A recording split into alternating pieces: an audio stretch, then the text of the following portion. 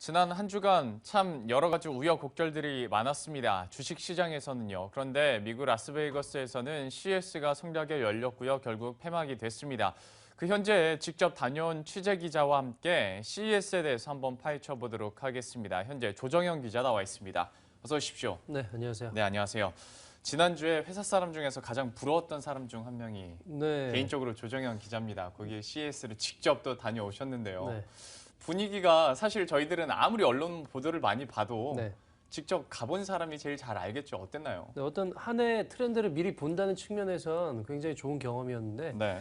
또 워낙 전시 규모가 커서 굉장히 또 힘든 일정이기도 했습니다. 이게 예. 단순히 뭐 코엑스 같은 전시관 하나에서 열리는 게 아니라요. 굉장히 많은 그 라스베가스의 거의 모든 전시관과 호텔들이 대거 참여하는 글로벌 행사인데 예. 크게는 어떤 센트럴, 또 센즈, 뭐 사우스 이런 식의 세 개 구역으로 나눠져 있는데 이 네.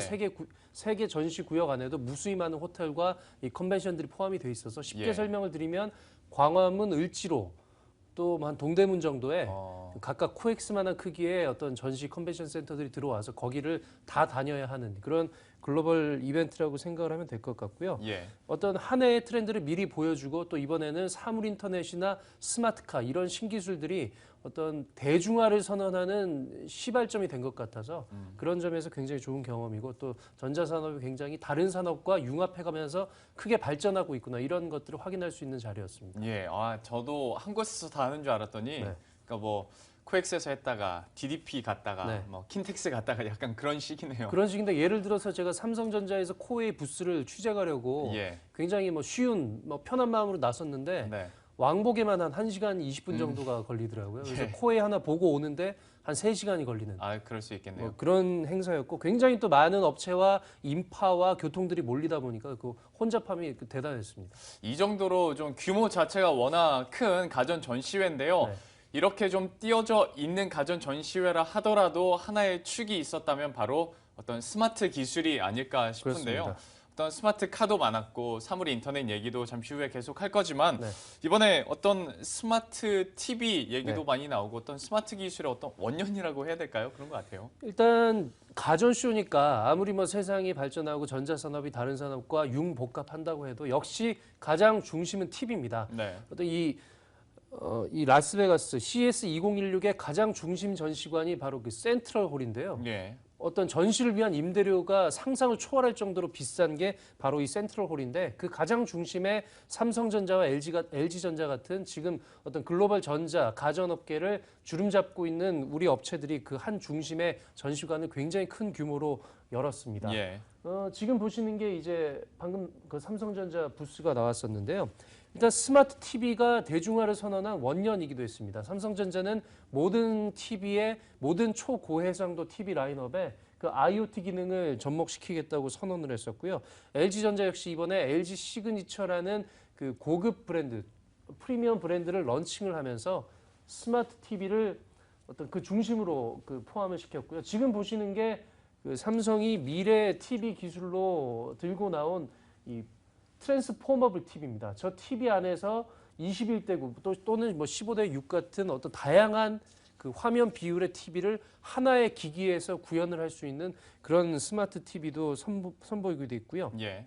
어떤 이런 TV를 중심으로 또 냉장고에도 사물 인터넷 플랫폼을 집어넣어서 냉장고가 카메라를 달고 있습니다. 그래서 집 밖에서도 핸드폰으로 스마트폰으로 카메라를 통해서 내 냉장고 안에 어떤 것이 있나를 확인한 뒤에 모바일로 바로 주문을 할 수도 있고요. 예. 또 집에서도 어떤 바로 그 TV에 냉장고에 이 LCD 창이 달려 있어서 네. 카메라를 통해서 내부를 확인하고 또 문을 열지 않고도 내부를 확인할 수 있는 그런 스마트 냉장고인데 바로 LCD 창을 통해서 어떤 인터넷 쇼핑이 가능한 그래서 네이버나 이마트 같은 곳으로 바로 연결이 돼서 굳이 핸드폰을 집어들지 않아도 냉장고에서 바로 부족한 식재료를 주문을 하거나 아니면 레시피를 요리법을 인터넷에서 찾아볼 수 있는 이런 다양한 스마트 가전들이 선을 보였습니다. 참 생각지도 못했던 냉장고와의 사물 인터넷 결합이 이렇게 되다 보니까 이제 뭐 카메라가 장착되고 인터넷이 장착이 되면서 장까지 그 자리에서 볼 수 있다고 하는데요.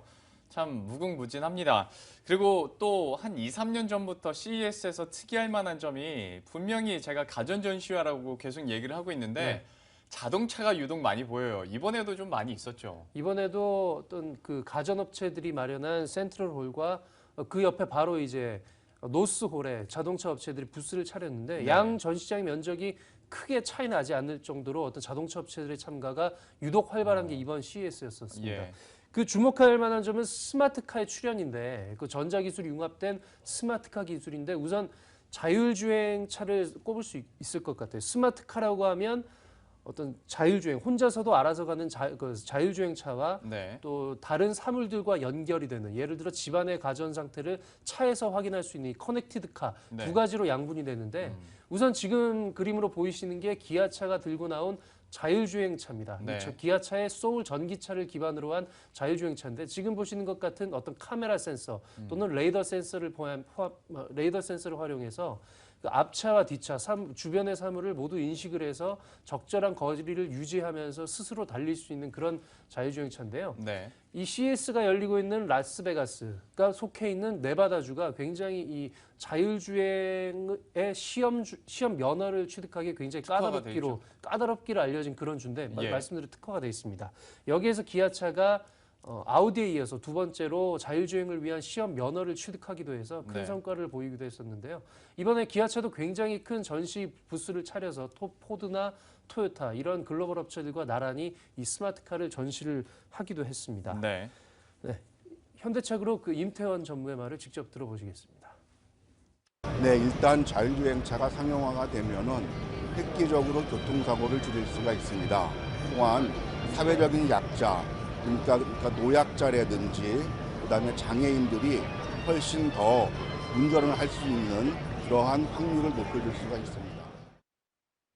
네, 일단 자율주행 기술이라고 하면 어떤 사고의 가능성을 미리 미연에 방지해 줄 수 있는 그런 기술일 수도 있는데요. 네. 이 자율주행 기술에 더해서 자동차를 알아서 제어할 수 있는, 손쉽게 제어할 수 있는 그런 기술들도 많이 선을 보였습니다. 예를 들어 저희가 이 손짓으로 디스플레이를 재현할 수 있는 그런 기술들이 SF 영화에서 많이 선을 보였었는데요. 그러니까 직접 되지 않고요. 그렇습니다. 예. 그 예전에 뭐였죠? 톰 크루즈가 출연했던 마이너리티 리포트. 마이너리티 예. 리포트에서 디스플레이를 손짓으로 제어하지 않았습니까? 네네네. 이번에 BMW도 이렇게 손짓만으로 차의 어떤 내부 디스플레이를 제어할 수 있는 에어 제스처라는 기술을 세계 최초로 선보이기도 했습니다. 예. 뭐 자동차와의 결합 뭐 계속 얘기가 되고 있는데 사실 실제적으로 그러다 보니까 자동차에 카메라도 더 많이 달리게 되는 것 같고요. 센서도 많이 달리면서 좀 우리가 영화에서만 느꼈었던 그런 기술들을 실제로 이제 느낄 날도 머지 않은 것 같습니다. 아무래도 뭐 이렇다 보니까 이제 가전 그러니까 예를 들어서 뭐 삼성과 사물 인터넷이 아니라 자동차 업체 예를 들어서 뭐 BMW랄지 폭스바겐과 이런 전자업체들의 콜라보레이션도 많아질 수밖에 없을 것 같네요. 그렇습니다. 아까 말씀드린 스마트카의 한 축이 자율주행차였다면 이제 사물 인터넷과 결합한 어떤 커넥티드카가 방금 앵커가 얘기한 그런 부분인데요. 네. 이 커넥티드카 기술을 구현하는 데 있어서 아무래도 자동차 업계의 기술만으로는 한계가 있을 수밖에 없습니다. 그래서 이번에 커넥티드카 부분에서 다양한 전자업계와 완성차 업체의 어떤 컬래버레이션이 눈에 띄었는데요. 예. 대표적으로 폭스바겐과 LG가 이 사물 인터넷, 커넥티드카 그 계획을 프로젝트를 이번 CES에서 세계 최초로 공식 발표하기도 했습니다. 예. 지금 보이는 게 버드 2라는 버디, 이 차요. 예, 버드의 플러스 2 어떤 전기차인데 예. 이게 버디라는 폭스바겐의 전기 콘셉트카입니다. 이 차가 어떤 집안을 미리 볼 수 있는 그런 커넥티드카인데요. 집 안을 본다고요? 그렇습니다. 일단 집에 연동되는 이동통신 기술로 집과 연동되는 자동차인데 예. LG전자가 그 IoT 기술을 폭스바겐에 제공을 해서 네. 함께 공동으로 폭스바겐과 LG가 공동으로 이 커넥티드카를 양산을 하게 될 건데 예. 예를 들자면 이런 기술입니다. 아직 구체적으로 나오진 않았지만 차에서 미리 집안에 어떤 조명이나 보일러, 히터 같은 것을 제어해서 네네. 지금 주행 중에 집안의 사물을 미리 가전을 가동을 해서 집을 따뜻하게 하거나 뭐 냉방을 가동할 수 있는 이런 기술들이 본격적으로 선을 보일 것 같습니다. 그러니까 지금까지 어떤 스마트폰에서 사실 이런 거 어느 정도 가능했었는데 네. 이 스마트폰이 아예 그냥 차 안으로 들어갔다는 거잖아요. 네, 그렇습니다. 그러면서 이제 전자업체와 자동차 업체 이런 결합이 그리고 협력 관계가 더욱더 공고해질 것 같습니다. 뭐 이런 거 보면 발전 자체가 굉장히 대단하다는 느낌이 드는데요. 뭐 전기차나 어떤 스마트카 얘기를 해봤으니까 이 외에 다른 얘기도 한번 해보도록 하겠습니다. 네. 아무래도 뭐 스마트 기술, 사물 인터넷 기술 하다 보면 웨어러블도 꼭 나와요. 그렇습니다. 그런데 이제 과연 웨어러블이란 게 사실 제 안경에다가 해도 웨어러블이고 네. 옷에다 해도 웨어러블이고 그렇죠. 다 웨어러블이잖아요. 지금 뭐 넥타이, 안경, 옷, 바지 포함해서 모든 게 웨어러블이죠. 그렇죠. 네. 그렇다면 과연 이번 CES에서는 어떤 웨어러블 기술들이 나왔을까 좀 감이 잘 안 잡혀요. 일단 대표적인 웨어러블 기기 하면 이 VR을 들 수가 있습니다. VR이 버추얼 리얼리티, 다시 말해서 가상현실의 약자인데요. 네. 이 VR 기기를 좀 보셨는지 모르겠는데 VR 기기를 핸드폰을 VR 기기에 부착을 해서 그걸 쓰면 이제 앞에 가상현실을 영상으로 제공하는 그런 기술인데 네. 이 가상현실이 눈앞에서 360도 화면으로 입체적으로 펼쳐지기 때문에 굉장히 그 압도적인 몰입감과 사실감을 구현해주는 그런 제품입니다. 이 VR 제품이 CES에서 굉장히 다양하게 선을 보였었고요. 게다가 여기에 더해서 어떤 다시 말해서 실제로 자기가 착용하는 옷을 입고 여기에 다양한 센서가 들어있어서 스마트폰을 예를 들어 이런 실제 단추가 아니라 네. 이 블루투스로 핸드폰과 연동이 되는 그런 전자단추여서 여기에다 대고 어떤 핸드폰의 기능을 조작을 할 수 있는 그런 예. 기술들도 선을 보였었고요. 예. 굉장히 그 웨어러블 기기가 다양하게 선을 보였습니다. 하다못해 그 농구화에 센서를 부착해서 또 농구하는 움직임, 농구 선수의 운동 움직임을 포착해서 모바일로 그 움직임의 적정성과 어떤 범위를 알려주는 그런 기술들도 선을 보였었고요. 이번에 확인한 거는 가전 제품은 굉장히 좀 전통적인 가전, 예를 들어 냉장고나 TV 같은 부분에선 어떤 한계가 있지 않습니까? 기존의 전통적인 가전에서는 냉장고, TV, 냉장고가 모바일로 연결되고 스마트폰이 TV로 연결되고 예. 이런 어떤 좀 제한적인 아이템들이 선을 보였던 반면에 웨어러블은 말씀드린 대로 뭐 신발, 옷, 안경 굉장히 다양한 기기들이 적용이 될 수 있는 기술이기 뭐 때문에 단추까지 되니까. 그렇습니다. 굉장히 예. 그 다양하고 재미있는 하다못해 네. 스타트업 기업들의 참가도 굉장히 많았던 게 이번 CES에서 눈여겨볼 대목이었습니다. 뭐 이렇게 듣고 보면 무슨 첩보 영화 보는 느낌이네요. 옛날 네. 007 주인공이나 갖고 있을 법한 그런 아이템들이 이제 속속 우리 생활에 들어올 것 같은데요. 뭐 이렇게 웨어러블 기술이 확산되다 보니까 이제는 뭐 업권을 따지지 않고 이런 전자 산업 자체의 영역 그리고 먹을거리라고 해야 될까요? 이런 게 정말 다양해지고 또 넓어질 것 같네요. 네, 이번에 제가 가장 좀 신기하게 봤던 기술 중에 하나가 그 팁톡이라는 어떤 삼성전자에서 분사한 그 사내 벤처 기업에서 개발한 어떤 웨어러블 기기였는데 네. 이 시계줄 제품이에요. 예. 시계줄인데 뭐 스마트워치는 물론이고 아날로그 시계에도 연동이 됩니다. 지금 지금 나오는 보시는 이건가요? 게 예. 이 팁톡인데 이 줄이에요. 사실 이것만 보고서는 네. 그냥 메탈 그냥 시계줄, 줄인데 예. 네, 이게 근데 좀 두껍긴 합니다. 왜냐하면 네. 안에 블루투스 기능을 내장을 해서 그 스마트폰과 연동이 돼야 되기 때문인데 이거를 부착을 해서 시계줄에 차고 다니면 스마트폰으로 통화를 할 때 이렇게 스마트폰을 귀에 가져대지 않아도 예. 이게 이 줄을 통해서 소리가 손을 통해 손가락을 통해서 시연을 이렇게 한번 옵니다. 해주셔야 될것 그러니까 같아요. 이러고 있으면 돼요. 아 시계를 차고 네, 이 시계를 차고 저 팁톡을 단 시계를 차고 이러고 있으면은 네. 이러고 있으면 이 스마트폰의 소리가 블루투스를 통해서 팁톡으로 와서 이게 손을 통해서 생체를 통해서 이렇게 귀에 전달이 됩니다. 아, 이 소리가 외부로는 들리지 않고요. 예. 이 귀에 대고 있으면 제 귀 안으로 들어옵니다. 세상에 실제로 그게- 들어봤는데 예.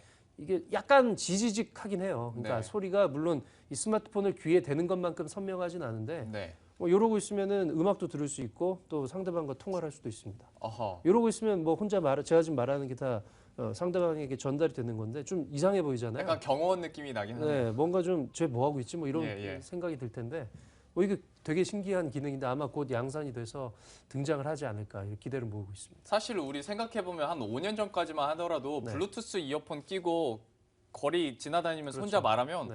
저 사람 뭐하지라고 생각했었는데 지금은 이상하게 생각하는 사람이 없듯이 이제 이런 것도 이게 우리나라 기업에서 만든 그렇습니다. 거라고요. 이 벤처 기업에서 스타트업 기업에서 만든 건데 예. 조금 더 설명을 드리면 이 블루투스로 전달된 이 소리가 여기서 진동을 하게 됩니다. 네. 손에서 미세한 진동을 해서 그 진동이 다시 귀 안에 어떤 음파를 형성해서 전달이 되는 뭐 그런 기술이라고 하네요. 진짜 뭐 무궁무진합니다. 몸에만 착용할 수 있다면 웨어러블 기기로 재탄생하는 기회들이 참 많은데요. 이번 CES에서 특별히 이런 웨어러블 기기들이 성행했다는 점까지 저희가 한번 짚어드렸습니다. 시간이 많다면 조금 더 좀 듣고 싶었는데 생방송 시간 관계상 여기까지 마쳐야 될 것 같습니다. 지금까지 조정현 기자와 함께했습니다. 고맙습니다.